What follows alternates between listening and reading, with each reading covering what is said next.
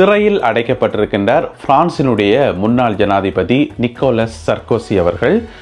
ஒரு ஐரோப்பிய நாடு ஒன்றினுடைய முன்னாள் ஜனாதிபதி, அதுவும் பிரான்ஸ் மாதிரியான ஒரு வல்லரசு நாட்டினுடைய முன்னாள் ஜனாதிபதி சிறையில் அடைக்கப்படுவது இரண்டாம் உலக யுத்தத்துக்கு பிறகு இதுதான் முதல் முறை என்று சொல்லப்படுகிறது. எனவே இந்த சிறை அடைப்பு சம்பந்தமாக சில முக்கியமான சுவாரஸ்யமான தகவல்கள் இருக்கின்றன. அவற்றை இந்த காணொளியிலே விரிவாக விளக்கமாக பார்ப்போம்.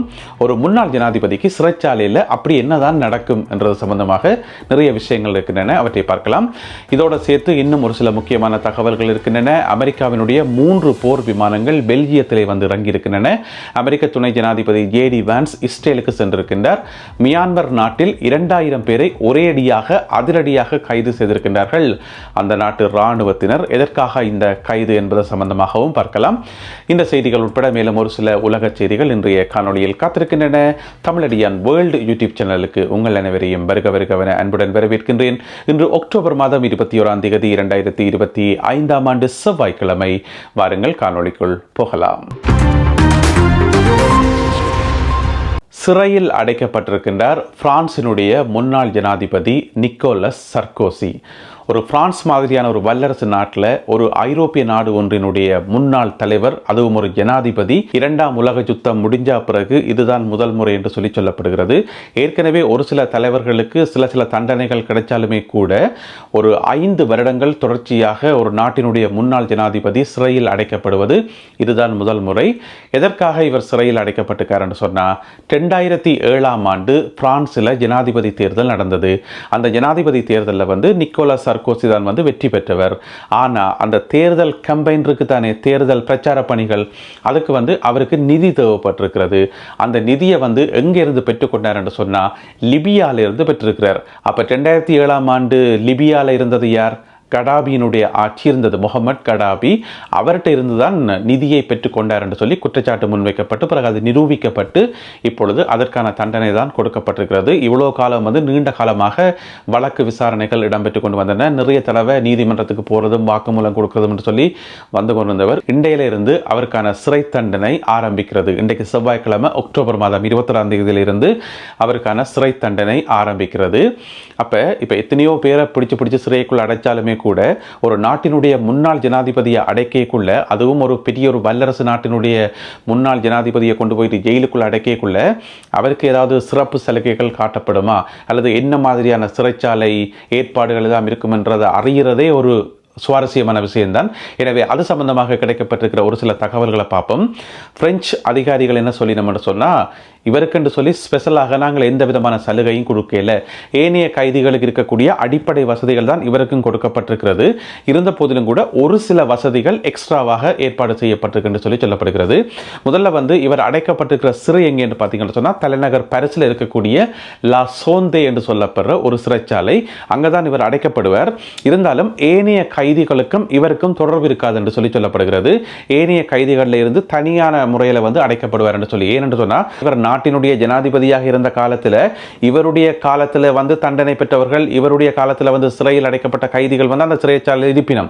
எனவே அவர்கள் ஏதோ ஒரு கோபம் காரணமாக இவர் மேலே தாக்குதல் நடத்துறதுக்கோ அல்லது ஏதாவது துன்பப்படுத்துறதுக்கோ வாய்ப்புகள் இருக்கும். அதனால ஏனைய கைதிகளில் இருந்து செப்பரேட்டாக பிரித்து வைக்கப்பட்டிருப்பார். இது முதலாவது.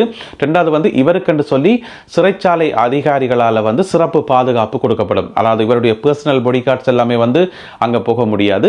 சிறைச்சாலை அதிகாரிகளால் சிறப்பு பாதுகாப்பு கொடுக்கப்படும். இது ரெண்டாவது.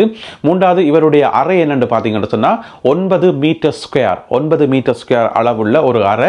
அந்த அறைக்குள்ள வந்து ஒரு பாத்ரூம் இருக்கும், ஷவரோட கூடின பாத்ரூம் இருக்கும், டாய்லெட் வந்து செப்பரேட்டாக இருக்கும், ஒரு டெஸ்க் ஒன்று, மேசை ஒன்று கொடுக்கப்பட்டிருக்கும், ஒரு சின்னதாக ஒரு தொலைக்காட்சி பெட்டி ஒன்றும் இவருக்கு வழங்கப்படும் செய்திகள் பார்க்கறதுக்கு. அதை விட வந்து இவர் வெளியிலிருந்து புத்தகங்கள் கொண்டு போகலாம். இவருடைய உறவினர்கள் வந்து புத்தகங்கள் கொடுக்கலாம். கிழமைக்கு வந்து 3 புத்தகங்களால் இவர் பாவிக்க முடியும். அதாவது ஒரே நேரத்தில் வந்து 3 புத்தகங்களால் வச்சிருக்க முடியும். 3க்கு மேற்பட்ட புத்தகங்கள் வந்து வச்சிருக்க முடியாது. அந்த 3 புத்தகத்தையும் வாய்ச்சி முடிச்ச பிறகு அதை வெளியில கொடுத்துட்டு திருப்பி இன்னும் 3 புத்தகங்கள் எடுக்க முடியும். எனவே இவர் இன்றைக்கு செவ்வாய்க்கிழமை சிறைக்கு போகைக்குள்ளே வந்து 3 புத்தகங்கள் கொண்டு போவார் என்று சொல்லப்படுகிறது. ஏனென்றால் அதற்கான அனுமதி வந்து ஏற்கனவே வழங்கப்பட்டிருக்கிறது. எனவே இன்றைக்கு 3 புத்தகங்களுடன் சிறைக்கு சென்றிருக்கின்றார் முன்னாள் ஜனாதிபதி நிக்கோலஸ் சர்கோசி. அதே நேரம் வந்து இவர் வந்து மொபைல் போன்ஸ் பாவிக்கிறதுக்கு அலவுட் இல்லை. அதே நேரம் பார்த்தீங்கன்னு சொன்னால் சிறைச்சாலை அதிகாரி அதிகாரிகளால் வழங்கப்படுற ஒரு தொலைபேசியில் வந்து இவர் கதைக்க முடியும். இவர் தன்னுடைய லோயர்மாரோடையோ அல்லது குடும்ப உறுப்பினர்களோடையோ கதைக்க முடியும். ஆனால் அந்த தொலைபேசி வந்து கண்காணிக்கப்படும் என்று சொல்லப்படுகிறது. இவருடைய உரையாடல்கள் எல்லாமே வந்து ரெக்கார்ட் பண்ணப்படும் என்று சொல்லப்படுகிறது. அப்படியான நிபந்தனையின் கீழ் அந்த தொலைபேசி வழங்கப்படும். அதை விட இவருடைய குடும்ப உறுப்பினர்கள் ஒரு கிழமையில வந்து 3 தடவைகள் இவரை போய் சந்திச்சுட்டு வரலாம். 3 தடவை சந்திக்கிறதுக்கான அனுமதி வழங்கப்பட்டிருக்கிறது. அதை விட இவர் வந்து எக்ஸசைஸ் செய்யலாம். அந்த சிறைச்சாலை வளாகத்துக்குள்ள ஒவ்வொரு நாளுமே வந்து காலை மேல 1 மணித்தியாலம் வந்து நடைப்பயிற்சி மேற்கொள்றதுக்கும் எக்ஸசைஸ் செய்யறதுக்குமான அனுமதி வந்து வழங்கப்பட்டிருக்கிறது. அதுவும் வந்து காவலர்களால் கண்காணிக்கப்படும் என்று சொல்லப்படுகிறது. எனவே இப்படியான ஏற்பாடுகளுடன் சிறையில் அடைக்கப்பட்டிருக்கின்றார் பிரான்சினுடைய முன்னாள் ஜனாதிபதி நிக்கோலஸ் சர்கோசி. அமெரிக்காவினுடைய துணை ஜனாதிபதி ஜே.டி. வான்ஸ் இஸ்ரேலுக்கு சென்றிருக்கின்றார். இஸ்ரேலிய அதிகாரிகளுடன் அவர் பேச்சுவார்த்தையில் ஈடுபட்டிருக்கின்றார். உங்களுக்கு தெரியும், இஸ்ரேலுக்கும் ஹமாஸுக்கும் இடையில் செய்து கொள்ளப்பட்ட அந்த போர் நிறுத்தம் வந்து எந்த நேரத்திலும் பொறிஞ்சு விழலாம் என்று இருக்குது. ஏனென்று சொன்னால் ஏற்கனவே தாக்குதல்கள் அங்கேயும் இங்கேயும் ஆரம்பிக்கப்பட்டிருக்கிறது. அது வந்து ஒரு பலமான போர் நிறுத்தம் இல்லை, பலமான ஒப்பந்தம் கிடையாது. எந்த நேரத்திலும் முறிஞ்சு விழலாம். எனவே நிலைமைகளை சரிப்படுத்துவதற்காகவும் நிலைமைகளை கட்டுப்படுத்துவதற்காகவும் அமெரிக்காவினுடைய துணை ஜனாதிபதி ஜே.டி. வான்ஸ் இப்பொழுது இஸ்ரேலுக்கு சென்றிருப்பதாக சொல்லப்படுகிறது.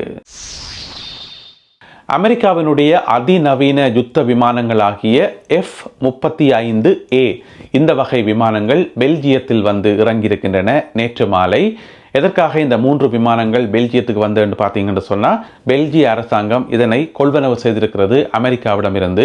ஏனென்று சொன்னால் பெல்ஜியம் வந்து தன்னுடைய இராணுவ பலத்தை வந்து தொடர்ந்து பலப்படுத்தி கொண்டே வருது. அவர்களுடைய பிரதானமான இலக்கு அவர்களிடம் இருக்கக்கூடிய யுத்த விமானங்களை வந்து 45ஆக அதிகரிக்கணும் என்று சொல்லி. இந்த தகவல் சில உங்களுக்கு ஆச்சரியமாக இருக்கலாம். பெல்ஜியம் மாதிரியான ஒரு பெரிய நாட்டில் வந்து எப்படி 45 விமானம் இன்னும் வரையிலையா, அப்போ அதை விட குறைவாக தான் இருக்கான்னு கேட்டிங்கன்னு சொன்னால் அதுதான் உண்மை. ஏனென்று சொன்னால் இதுவரைக்கும் அப்படியான தேவை ஒன்றும் பெரியல.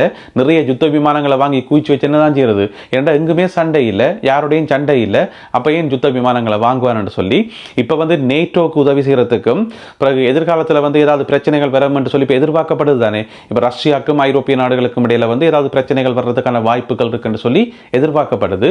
எனவே ரெடியாக இருக்கணும் என்று சொல்லி இப்போ 45 போர் விமானங்களை வாங்கி குவிக்கணும் என்றதுக்காக பெல்ஜியம் அமெரிக்காவிடமிருந்து இந்த F-35A வகை விமானங்களை, அதிநவீன தாக்குதல் விமானங்களை வாங்கியிருக்கிறது. இது வந்து 5வது ஜெனரேஷன், 5வது தலைமுறை விமானங்கள் என்று சொல்லப்படுகிறது. ஏமன் நாட்டில் செயல்படுகின்ற ஹவுதி அமைப்பினர் 20 பேரை விடுதலை செய்திருக்கின்றார்கள். இந்த 20 பேரும் யாரென்று பார்த்தீங்கன்னு சொன்னால், ஐநாவினுடைய ஊழியர்கள், பல்வேறு வேலைகளை செய்யக்கூடிய ஐநாவினுடைய ஊழியர்களை கைது செய்து தடுத்து வைத்திருந்தது ஏமனில் செயற்படுகின்ற ஹவுதி அமைப்பு. எதற்காக கைது செய்யப்பட்டார்கள் என்று சொன்னால், இவர்கள் வந்து உளவு பணிகளில் ஈடுபட்டார்கள். அதாவது ஐக்கிய நாடுகள் சபையால் அனுப்பப்பட்ட தொண்டர்கள் என்ற பெயரில் வந்து தொண்டு பணிகளுக்காக வந்து உளவு பணிகளில் ஈடுபட்டார்கள் என்று சொல்லி குற்றம் சாட்டப்பட்டு தான் ஹவுதி அமைப்பினர் வந்து இவர்களை கைது செய்திருந்தார்கள். பிறகு சர்வதேச அழுத்தங்கள், பேச்சுவார்த்தைகள் இதெல்லாம் நடந்து இப்போ வந்து அந்த 20 பேரையும் விடுதலை செய்திருக்கின்றார்கள். இந்த 20 பேரில் வந்து 15 பேர் சர்வதேச பணியாளர்கள், வெளிநாடுகளைச் சேர்ந்தவர்கள். 5 பேர் ஏமன் நாட்டை சேர்ந்தவர்கள், உள்ளூர் பணியாளர்கள். எனவே இந்த 5 பேரும் வந்து விடுவிக்கப்பட்டிருக்கிறார்கள். மியான்மர் நாட்டில் 2000க்கும் அதிகமானவர்களை கைது செய்திருக்கின்றார்கள். அந்த நாட்டினுடைய பாதுகாப்பு துறையினர், அதாவது இராணுவம், போலீஸ் அனைத்துமே இணைந்து ஒரு கூட்டு தேடுதல் வேட்டை ஒன்றை நடத்தி ஒரு குறிப்பிட்ட பகுதியில் இருக்கக்கூடிய KK பார்க் என்று சொல்லப்படுற ஒரு தொழில்நுட்பம் சார்ந்த ஒரு இடத்தை வந்து முற்றுகையிட்டார்கள். அங்கே இருந்த 2000 பேரை வந்து கைது செய்திருக்கிறார்கள். இது வந்து மியான்மர் நாட்டில், மியான்மர் நாடுன்றது உங்களுக்கு தெரியும் பழைய பர்மா, அதாவது வந்து தாய்லாந்து போர்டருக்கு தானே, தாய்லாந்து போர்டருக்கு கிட்ட இருக்கிற ஒரு இடம் தான் இந்த KK பார்க் என்று சொல்லி. அடிப்படையில் சொல்ல போனால் ஒரு தொழில்நுட்பங்கள் அல்லது கம்ப்யூட்டர் சம்பந்தப்பட்ட விஷயங்கள் இருக்கிற ஒரு இடம் தான் இந்த KK பார்க் என்று சொல்லி. ஆனால் உள்ளுக்குள்ள வந்து தொழில்நுட்ப பூங்கான்னு சொல்லிக்கொண்டு உள்ளுக்குள்ள சட்டவிரோதமான பணிகள் இடம்பெற்றது. அதாவது சைபர் கிரைமோட சம்பந்தப்பட்ட விஷயங்கள், இந்த பிட்கோயினோட சம்பந்தப்பட்ட மோசடி வேலைகள், அதாவது இணையதளங்களில் வந்து மோசடி வேலைகள் செய்யணும் தானே, எல்லாரும் அங்கே தான் குந்தி இருந்தோண்டு ஆப்ரேட் பண்ணியிருக்கணும் 2000க்கும் அதிகமான ஆட்கள். எனவே அந்த கைதின் போது எடுக்கப்பட்ட ஒரு படத்தை தான் இப்போ நீங்கள் பார்க்குறீங்க. இந்த படத்தை படத்தில் பாருங்க சதுர சதுர பெட்டி பெட்டியாக இருக்குது. இது என்னென்னு சொன்னால் இதுதான் ஸ்டார்லிங்ஸ், அதாவது உலகத்தினுடைய பெரும் பணக்காரர் எலோன் மஸ்க் அவர்களால் நடத்தப்படுகின்ற ஒரு இணைய சேவை. இந்த ஸ்டார்லிங்ஸ் இப்போ அண்மையில் இலங்கையில் அறிமுகம் செய்து வைக்கப்பட்டது. இந்த ஸ்டார்லிங்ஸ் உலகத்தின் எந்த மூலையிலையும் இணைய சேவைகளை பெற்றுக்கொள்றதுக்கான ஒரு தொழில்நுட்பம். எனவே அதை கொண்டு வச்சுட்டு கிட்டத்தட்ட 30 வரையான ஸ்டார்லிங்ஸ் கனெக்ஷன்ஸ் அங்கே இருந்ததாம். எல்லாத்தையும் வச்சு என்ன செய்திக்கணும்னு சொன்னால் இணையதளங்களில் மோசடிகள் செய்திருக்கிறோம். அதாவது இப்போ மியான்மர் நாட்டில் இருந்து ஆப்ரேட் பண்ணினாலும் அது உலகம் முழுவதும் இருந்து எல்லாரையும் பாதிக்கும் என்று சொல்லப்படுகிறது. எனவே 2000க்கும் அதிகமானவர்களை இப்பொழுது கைது செய்திருக்கிறது மியான்மர் நாட்டு பாதுகாப்பு துறையினர். இன்றைய காணொளியில் பகிர்ந்து கொள்ளப்பட்ட செய்திகள் தொடர்பான உங்களுடைய கருத்துக்களை மறக்காமல் கீழே எழுதுங்கள். மீண்டும் சந்திப்போம் உறவுகளே. நன்றி, வணக்கம்.